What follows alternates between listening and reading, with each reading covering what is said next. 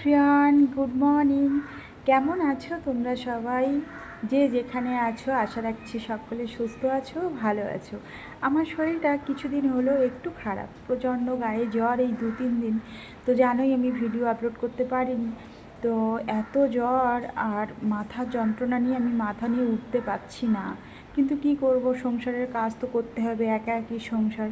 তো ছেলেটারও স্কুল একদিন বন্ধ হয়ে গেছে, আর কদিন বন্ধ করলে আবার মানে গার্জেন ডেকে পাঠাবে, তার জন্য বাধ্য হয়ে স্কুলে পাঠাচ্ছি। তো সকালবেলা উঠে দেখো ব্রেড আনা ছিল, তো ব্রেডগুলো আমি গরম করে দিলাম, আর বাটার ছিল না বলে ঘরেই আমি বাটার বানিয়ে দিলাম। তো আদি আজ বায়না ধরেছিল বাটার দিয়ে ব্রেড খাবে। তো এখন দোকানে কে যাবে বলো তো, তার জন্য ঘরেই আমি ঘি দিয়ে মাখনটাই বানিয়ে দিলাম। তো ঘি আর একটু বড় দিয়ে, আর এই যে দেখো কত সুন্দর হয়েছে। তো মাখনটা খুব সুন্দরই হয়, একটু বেশি করে ঘি দিয়ে আর বরফ দিয়ে ডললে মাখনটা খুব ভালো খেতেও হয়, সুন্দরও লাগে। এর সঙ্গে হালকা করে চিনি ছড়িয়ে দিয়েছিলাম, দিয়ে আদি স্কুলে বেরিয়ে গেল। আর এখানে দেখো আমি একটু করে রান্না করছি আর এসে বসছি। তো আজ রান্না করছি কচুর লতি ভাজা আর একটু বেগুন আলু মাছ দিয়ে তরকারি করব। প্রচণ্ড শরীর খারাপ, মাথা নিয়ে উঠতেই পারছি না। কিন্তু আদির বাবা কাজে গেছে, তো রান্না আমাকে তো করতেই হবে। বলেছিল ভাতে ভাত দিতে, কিন্তু ও সারাদিন কাজের পরে মানে ভাতে ভাত দিয়ে ভাত মানে খাওয়াটা খুবই কষ্টকর ব্যাপার। তো যতই কষ্ট হোক দুটো রান্না করে রাখি, এসে দুপুরবেলা একটু শান্তি করে খেতে পারবে। আর এই যে দেখো ফ্রিজ দিয়ে মাছ বের করে রেখেছিলাম, তো মাছগুলো বের করে এই নুন হলুদ মাখিয়ে নিচ্ছি, মাছ দিয়ে বেগুন আলুর তরকারিটা করব। তো এখনকার জ্বরে যে মানুষকে এত দুর্বল করে দেয় কি বলবো। প্রথম দিন ওষুধ খেয়েছিলাম, জ্বর কিছুতেই কমেনি। তো তারপরে আবারও ডাক্তারের কাছে গেলাম, ওষুধ দিয়েছে, খেয়ে জ্বরটা একটু কমেছে, কিন্তু মাথার যন্ত্রণায় মাথা আমি তুলতে পারছি না। এখন এই ওয়েদার চেঞ্জ হচ্ছে, তো এই কারণে হয়তো জ্বরই হচ্ছে, প্রত্যেকটা ঘরে প্রায়ই জ্বর। তো আমার জ্বর হয়েছে, আমি এখন চিন্তায় আছি আদির বাবার বা আদির যেন জ্বর না হয়। তো সবাই একে একে সবাই অসুস্থ হলে না খুব প্রবলেম হয়ে যাবে। আর এই যে এখানে দেখো আমি ভাতটাও বসিয়ে দিয়েছিলাম, ভাত কিন্তু ফুটে উঠেছে। আর তারপরে নিচে বসে বসে আমি বেগুন আলু সবজি কেটে নিয়েছিলাম। তো আদির বাবা কাজে যাওয়ার আগে আমাকে বারবার বলেই গেছে যে তরকারি রান্না করতে হবে না, দুপুরে সেদ্ধ ভাত দিয়ে দিও, কিন্তু আমি জোর করেই রান্নাটা করছি। তো একেবারে দুবেলার মতোই রান্না করে নিচ্ছি, সন্ধেবেলা আর আমার পক্ষে রান্না করা সম্ভব না। তো তার জন্য দেখো এখানে 6 পিস মাছ নিয়েছি, তো দুপুরবেলা 1 পিস করে খাবো, রাতে 1 পিস করে। তো একেবারে রান্নাটা করে নিলে সন্ধেবেলা আমার শরীরটা মানে যদিও খারাপ লাগে, তো আমার অতটা কম মানে উঠে আর রান্নাটা করতে হবে না। আর আদির বাবা না সব করে দিতে পারবে, কিন্তু রান্না ও করতে জানে না, রান্না করতেই পারে না।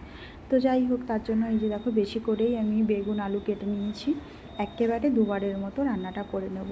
আর আদি স্কুলে গেছে, তো আজ ওর বাবা কাজে যাবে নাই বলেছিল, আমি জোর করেই কাজে পাঠিয়েছি। অনেক দিন হলো কাজবাজ হচ্ছে না, তো একটা কাজের যোগাযোগ হয়েছে, কাজে না গেলে না মানে এই কাজটাও বন্ধ হয়ে যাবে। তো তার জন্য ওকে জোর করেই পাঠিয়েছি, আদিকে এখন স্কুলে আনতে যেতে হবে। তো আমার মানে মাথাটা যন্ত্রণা করছে। তো যাই হোক, কষ্ট করে স্কুলে আদিকে আনতে যেতে হবে। তো রান্নাটা করে নিয়ে তারপরে যাব স্কুলে। তো আদিদের 11:30টায় ছুটি হবে। তো তার আগে দেখি কতটা গোছাতে পারি, গুছিয়ে গাছিয়ে নিয়ে আদিকে স্কুল থেকে আনলে আমার আপাতত কাজটা কমপ্লিট হবে।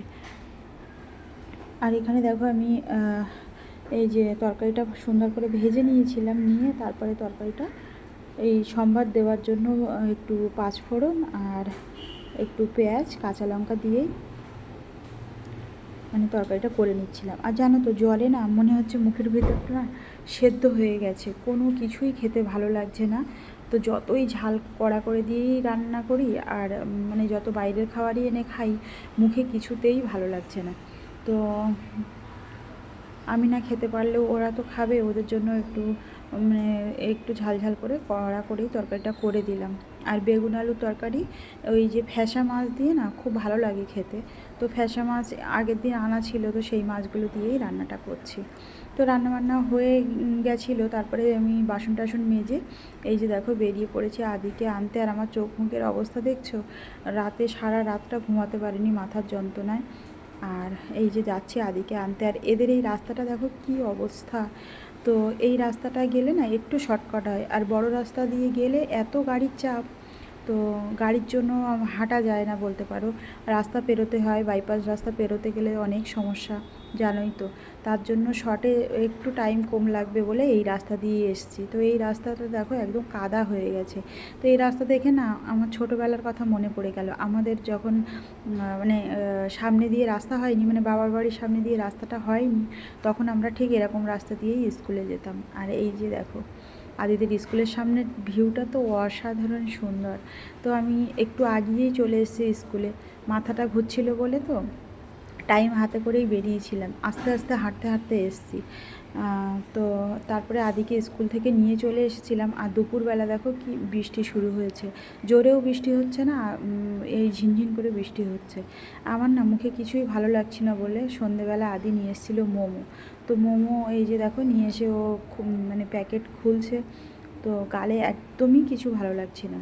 তা ভাবলাম একটু মোমো খেলে যদি ভালো লাগে, তো খেয়ে দেখলাম একদমও গালে মানে কোনো কিছু খেতেই আমার ইচ্ছা করছে না, তো মোমোটা একদমও ভালো লাগেনি। তো যাই হোক, ওরা তারপরে খেলো, আমি আর খেলাম না। তো ভিডিওটা আজ এই পর্যন্তই রাখছি, আবার পরে দেখা হচ্ছে। সবাই ভালো থেকো।